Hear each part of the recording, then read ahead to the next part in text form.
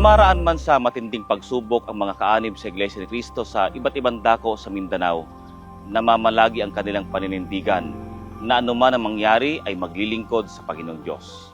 Sa araw po ng Lunes, yun po ang nangyari ang lindol. At saka mahaba ang lindol na po yun. Yung mga building po, nasisira na, kinabubuhay, sira din. Sa kabila po ng nangyayari sa buhay namin, sumamba pa rin po kami. Tapos doon po, nanalangin po ako sa Panginoong Diyos na marami pong salamat, Ama, dahil iniligtas mo po kami sa kalamidad po na nangyari sa buhay namin. Sa pagsimba, Brad, napasalamat ko sa Ginoo kay kanang miskang na ingato na kaagi mig ingato na pagsubok kanang wa mi niya gipabayan. Tapos napasalamat pud ko kay kanang iglesia ko ni Cristo miskang ingato, Brad, nakaagi mig pagsubok katupad sa pud mig tungkulin kay para marag diraan lang, Brad, masuklian na mo ang Ginoo sa kabutan.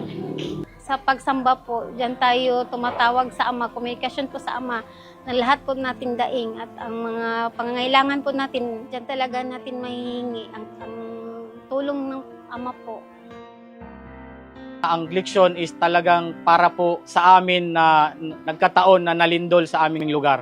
Tinuro po sa amin sa leksyon na yon na huwag pong padadaig sa stress at mananalig anuman ang mangyari sa ating Panginoong Diyos. Itinulo talaga para mahanda po, bagaan po, parang alam mo na yung anong gagawin mo. Ihanda ka na po sa sarili mo kung ano pong mangyari.